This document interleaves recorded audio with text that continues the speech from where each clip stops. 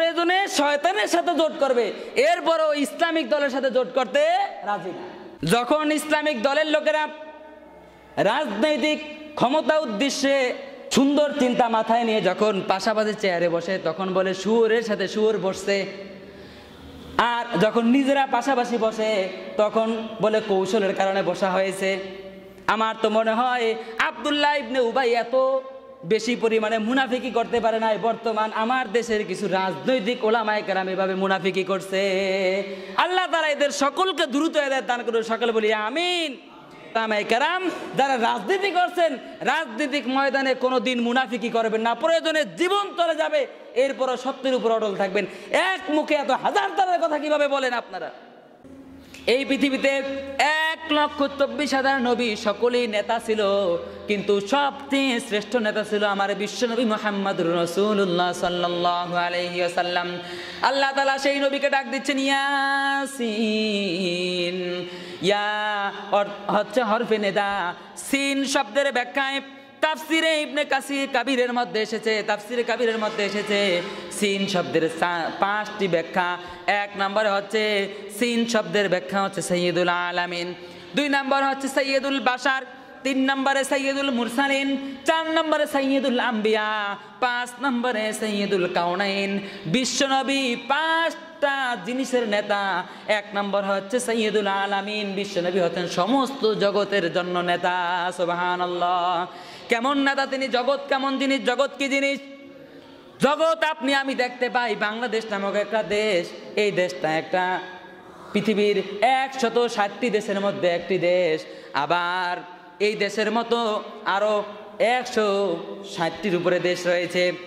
এই পৃথিবীর একটা এইরকম হাজার হাজার পৃথিবীর মতো বড় বড় গ্যালাক্সি, বিলকিও, ব্ল্যাক হোল, সূর্য, চন্দ্র, তারকা, গ্রহ, নক্ষত্র, এরপরে ব্ল্যাক হোল, প্রথম আসমান, দ্বিতীয়, তৃতীয়, চতুর্থ, পঞ্চম, ষষ্ঠ, সপ্তম আসমান, সিদরাতুল মুনতাহা, লা মাকান, এরপরে আল্লাহর আরশ, কুরসি, লৌহ কলম, 70,000 নূরের পর্দা, যা কিছু দেখতে পায় অথবা দেখতে না পায়, যা কিছু আছে সব কিছুর জন্য বিশ্বনবী হচ্ছেন নেতা। সুবহানাল্লাহ, এজন্য তাকে বলা হয় সাইয়্যিদুল আলামিন। ইয়াসিন শব্দের 1 নম্বর ব্যাখ্যা হচ্ছে বিশ্বনবী সাইয়্যিদুল আলামিন।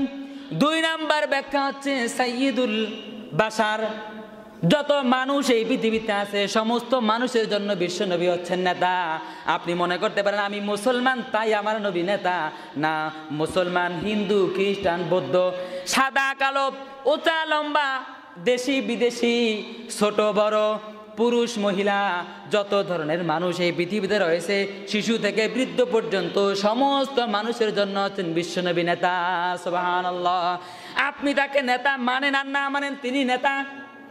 আপনি যদি নেতা তাকে না মানেন, আল্লাহর এই আয়াতের ব্যাখ্যার ভাষায় আপনি মানুষই না, আপনি জানোয়ারের কাতারে যাবেন। কেননা যদি মানুষ আপনাকে হতে হয়, বিশ্বনবীকে নেতা হিসেবে মানতে হবে। 3 নম্বর ব্যাখ্যা হচ্ছে সাইয়্যিদুল মুরসালিন।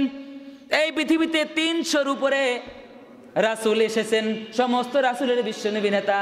4 নম্বর ব্যাখ্যা হচ্ছে সাইয়্যিদুল আম্বিয়া, সমস্ত নবীদের তিনি নেতা, 1,24,000 নবীদের নেতা বিশ্বনবী। আর 5 নম্বর ব্যাখ্যা হচ্ছে সাইয়্যিদুল কাউনাইন।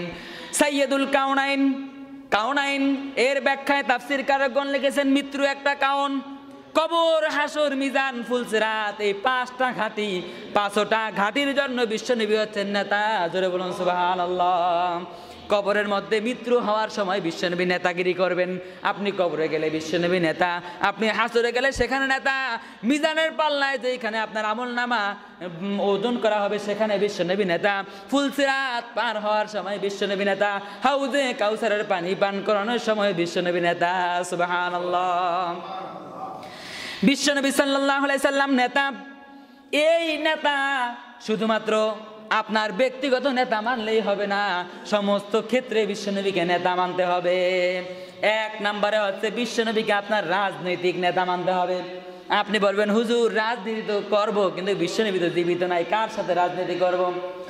বিশ্বনবী সাল্লাল্লাহু আলাইহি সাল্লামের সমান পিছনে নামাজ আদায় করতে আব্দুল্লাহ বিন উবাই, সে ব্যক্তি বিশ্বনবী তাকবীর দেওয়ার সাথে সাথে সেও তাকবীরে দিত।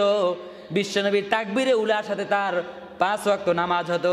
বিশ্বনবী যেভাবে হাঁটতেন তিনিও সেভাবে হাঁটতেন, বিশ্বনবী যেভাবে চলাফেরা করতেন, উঠা বসা করতেন, কথাবার্তা বলতেন, বিশ্বনবীর সমানে সমানে অনুসরণ আব্দুল্লাহ বিন উবাইর চাইতে ভালো করে কেউ আর করতে পারতো না। কিন্তু তার মনে মনে তলে তলে নেতা হলো আবু জাহেল। মোহাব্বত যা আছে সব বিশ্বনবীর জন্য, আমল যা আছে সব বিশ্বনবীর জন্য, কিন্তু তলে তলে নেতা হচ্ছে আবু জাহেল। উহুদের যুদ্ধে 1000 সৈন্যবাহিনী নিয়ে রাসূলুল্লাহ যাচ্ছেন, পিছন থেকে এই আব্দুল্লাহ ইবনে উবাই, এরা হচ্ছে নামধারী। কেমন নামধারী? সবাই মনে করে রাসূলের পিছনে পিছনে লোকটা নামাজ পড়ে, নিশ্চয়ই এই লোকটা রাসূলের খুব কাছের লোক। কি মনে করেন? 5 ওয়াক্ত নামাজি আমার ইমাম সাহেবের কাছের লোক না? এখন আমার মনে করেন নামাজ পড়ে 5 জন মুসল্লি, এর মধ্যে 50 জন আসছে আমার মিছিলে। এখন 5 জনের যে ব্যক্তি সবচেয়ে আমার কাছে, ওই ব্যক্তি ওই 50 জনের মধ্য থেকে 30 জনকে বলছে, আরে চলো হুজুরে মনে হয় ভুল জায়গায় যেতেছে, মিছিল ওইদিকে না, মিছিল এইদিকে। এখন আপনি চিন্তা করবেন, হুজুর হয়তো আমাদেরকে বলতে সময় পায় নাই, একে বলছে, কাছের মানুষ। নবী করিম সাল্লাল্লাহু আলাইহি সাল্লামকে এরকম একটা ধোঁকা দিচ্ছে আব্দুল্লাহ বিন উবাই, অথচ 5 ওয়াক্ত নামাজি, রাসূলুল্লাহর কাছের লোক, তার চাইতে বেশি অনুসরণ কেউ করতে পারে না।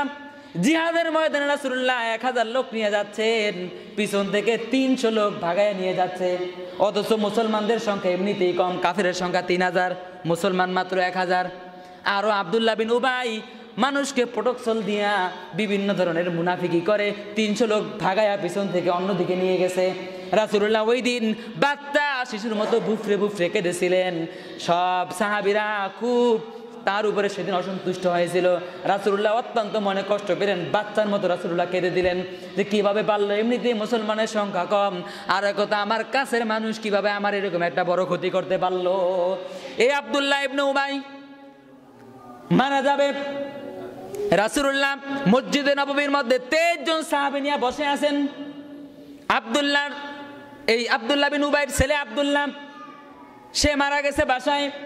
আব্দুল্লাহ মসজিদের মধ্যে এসে বলছে, ইয়া রাসূলুল্লাহ সাল্লাতু ওয়াসসালামু আলাইকা ইয়া রাসূলুল্লাহ, হে রাসূল আমার বাবা মারা যাচ্ছেন। রাসূল করিম সাল্লাল্লাহু আলাইহি সাল্লাম 23 জন সাহাবী নিয়ে মসজিদের নববীর মধ্যে বসে আছেন। এর মধ্যে ওই মুনাফিকের সর্দার আব্দুল্লাহ বিন উবাইর ছেলে আসছে, আসসালাতু ওয়াসসালামু আলাইকা ইয়া রাসূলুল্লাহ, আমার বাবা দুনিয়া ছেড়ে ইন্তেকাল করেছেন। রাসূলুল্লাহ আমার বাবার ওসিয়ত ছিল আপনার উপর, আমার বাবার আপনার পরনের পোশাকটা আমার বাবার কাফনের কাপড় দেওয়ার জন্য। রাসূলুল্লাহ বলছেন ঠিক আছে, কাপড় খুলে দিলেন। বলছেন রাসূলুল্লাহ আমার বাবার ওসিয়ত ছিল আপনি আমার বাবার জানাজা পড়াবেন। ঠিক আছে, রাসূলুল্লাহ উঠে গেলেন জানাজা পড়ার জন্য। 22 জন সাহাবী রাসূলুল্লাহর সাথে চললেন। ওমর পিছন থেকে জামা টেনে ধরলেন, আপনি যেতে পারবেন না, সে ব্যক্তি মুনাফিক সর্দার। রাসূলুল্লাহ বললেন, ওমর তুমি আমার জামা ছেড়ে দাও, কেননা এখন পর্যন্ত আল্লাহর পক্ষ থেকে ওহী আসে নাই তার জানাজায় না যাওয়ার জন্য, সুতরাং তুমি আমার জামা ছেড়ে দাও। আমি যদি বিশ্বনবী তার জানাজার নামাজ পড়াই, এই জানাজার নামাজের উসিলায় যদি তাকে আল্লাহ মাফ করে সে জান্নাতে যায়, আমার তো কোনো ক্ষতি হবে না। রাসূলুল্লাহ সাদা দিলে চলে গেলেন। তার রাসূলুল্লাহ নিজের পোশাক, পরনের পোশাক, তার কাফনের কাফন দেওয়া হলো। রাসূলুল্লাহ মুখ থেকে লালা মোবারক বের করে তার মুখের মধ্যে লাগিয়ে দিলেন, যাতে করে রাসূলুল্লাহ লালা মোবারকের উসিলায় সে ব্যক্তি কবরের মধ্যে সুয়াল জবাবটা সহজে দিতে পারে। রাসূলুল্লাহর মন খোলসা, ফ্রেশ মানুষ, মনের মধ্যে কোনো চিন্তা নাই, দুশ্চিন্তা নাই। রাসূলুল্লাহ যাচ্ছেন, তিনি ওমর রাদিয়াল্লাহু একা নামাজ পড়তে দাঁড়ান নাই, তিনি বাইরে দাঁড়িয়ে আছেন। ওমর এমন একজন ব্যক্তি, সে ব্যক্তি একা সিদ্ধান্ত নিয়েছেন, আর সাহাবীরা রাসূলুল্লাহ সহ আরেক সিদ্ধান্ত নিয়েছেন। এমন 13 জায়গায় আল্লাহ তাআলা ওমরের পক্ষে আয়াত নাজিল করে ওমরের পক্ষ অবলম্বন করেছেন। বলুন সুবহানাল্লাহ। ওমর রাগী দাঁড়িয়ে আছে, আমি জানাজার নামাজ পড়বই না। 22 জন সাহাবী নিয়ে রাসূলুল্লাহ জানাজার নামাজ পড়তে দাঁড়ালেন। আকাশের দিকে তাকিয়ে দেখেন ফেরেশতা চলে আসছে। ইস্তাগফির লাহুম আও লা তাস্তাগফির লাহুম ইন তাস্তাগফির লাহুম 70 মাররা। আল্লাহ তাআলা বলছেন, হে রাসূল ইস্তাগফির লাহুম আও লা তাস্তাগফির লাহুম, আপনি এর জানাজা পড়ান আর না পড়ান, আপনি তার জন্য ক্ষমা চান আর না চান, আপনার কাফনের কাপড় পোশাক দিয়ে তার কাফনের কাপড় পরান আর না পরান, আপনার মুখের লালা তার মুখে দেন আর না দেন, সমান কথা। কখনোই আল্লাহ তাআলা তার ক্ষমা করবেন না। রাসূলুল্লাহকে সে ব্যক্তি জিহাদের ময়দানে ধোঁকা দিয়েছে। হে রাসূল, শুধু একবার জানাজা কেন, একবার তার জন্য তওবা কেন? ইস্তাগফির লাহুম ৭০ মাররা, একবার না যদি ৭০ বার তার জন্য আল্লাহর কাছে ক্ষমা চান, আল্লাহ তাআলা তার ক্ষমা করবেন না। রাসূলুল্লাহর মন সাদা দিল মানুষ, চিন্তা করলেন আল্লাহ যেহেতু ৭০ বার বললেন, আমি ৭১ বার তার জন্য ক্ষমা চাইব। আল্লাহু আকবার। এরপরও যদি আমার ৭১ বার ক্ষমা চাওয়ার পরে যদি সে জান্নাতি হয়, আমি রাসূলুল্লাহর তো কোনো ক্ষতি নাই। এবার ৭১ তাফসীর কারকগণ বলছেন রাসূলুল্লাহ যখন মনে মনে সিদ্ধান্ত নিলেন ৭১ বার তার জন্য আমি দোয়া করব, আল্লাহ তাআলা আয়াত নাজিল করলেন ফালাইয়াগফিরাল্লাহু লাহুম, অবশ্যই অবশ্যই কখনোই আল্লাহ তাআলা তাকে ক্ষমা করবেন না। নাউজুবিল্লাহ। ৭১ বার কেন, ১০০০ কোটি বার তওবা করলো এই মুনাফিকের জন্য আল্লাহ তাআলার নাম তাকে ক্ষমা করতে পারবেন না। আমার মনে হয় আমার দেশের যেই ধরনের মুনাফিকরা আছে রাজনৈতিক ময়দানে, তারা যদি আজকে রাসূলুল্লাহ জীবিত থাকতেন আর এরকম আয়াত নাজিলের সিস্টেম থাকতো, তাদের জন্য নতুন নতুন কিছু খবর চলে আসতো। কেউ কেউ বলে জোট করবো না, প্রয়োজনে শয়তানের সাথে জোট করব। নাউজুবিল্লাহ। চিন্তা করেন কত মুনাফিকের সর্বোচ্চ ডিগ্রি সে অর্জন করছে। প্রয়োজনে শয়তানের সাথে জোট করবে, এরপরও ইসলামিক দলের সাথে জোট করতে রাজি না। যখন ইসলামিক দলের লোকেরা রাজনৈতিক ক্ষমতা উদ্দেশ্যে সুন্দর চিন্তা মাথায় নিয়ে যখন পাশাপাশি চেয়ারে বসে, তখন বলে শুয়োরের সাথে শুয়োর বসছে। আর যখন নিজেরা পাশাপাশি বসে তখন বলে কৌশলের কারণে বসা হয়েছে। আমার তো মনে হয় আব্দুল্লাহ ইবনে উবাই এত বেশি পরিমাণে মুনাফিকি করতে পারে নাই। বর্তমান আমার দেশের কিছু রাজনৈতিক ওলামায়ে কেরাম এভাবে মুনাফিকি করছে। আল্লাহ তাআলা এদের সকলকে দ্রুত হেদায়েত দান করুন, সকলে বলি আমিন। কেননা রাজনৈতিক ময়দানে যদি মুনাফিকি করা হয়, আল্লাহ তাআলা কখনোই তাদেরকে ক্ষমা করবেন না, স্পষ্ট আল্লাহ বলে দিলেন। কেননা ক্ষমতায় যাওয়া এটা আল্লাহর কোরআনকে ক্ষমতায় নেওয়ার শামিল। যে ব্যক্তি আল্লাহর কোরআন ক্ষমতায় যাওয়ার ব্যাপারে সন্দেহ করে, আল্লাহর কোরআন ক্ষমতায় নেওয়ার ব্যাপারে কোনো ধরনের ফন্দি ফিকির করে, আর সেই আলেমের কারণে যদি ১ মিনিট পরে এই দেশে কোরআন কায়েম হয়, ১ মিনিট কেন দেরি হলো কোরআন দেশে কায়েম হওয়ার জন্য, কিয়ামতের দিন আল্লাহর আসামির সামনে সে ব্যক্তি দাঁড়িয়ে এই জবাব দিতে হবে। কেননা এই ব্যক্তির, এই আলেমের ফন্দির কারণে, এই আলেমের ষড়যন্ত্রের কারণে ১ মিনিট পরে এই দেশে কোরআন কায়েম হয়েছে। কেননা এই ব্যক্তি যদি ষড়যন্ত্র না করতো, আরো ১ মিনিট আগে কোরআন দেশে কায়েম হতো। ওই ১ মিনিটের জবাবও কিয়ামতে আল্লাহর সামনে ওই আলেমকে দিতে হবে। সুতরাং উলামায়ে কেরাম যারা রাজনীতি করছেন, রাজনৈতিক ময়দানে কোনোদিন মুনাফিকি করবেন না। প্রয়োজনে জীবন চলে যাবে, এরপরও সত্যের উপর অটল থাকবেন। এক মুখে এত হাজার তারের কথা কিভাবে বলেন আপনারা?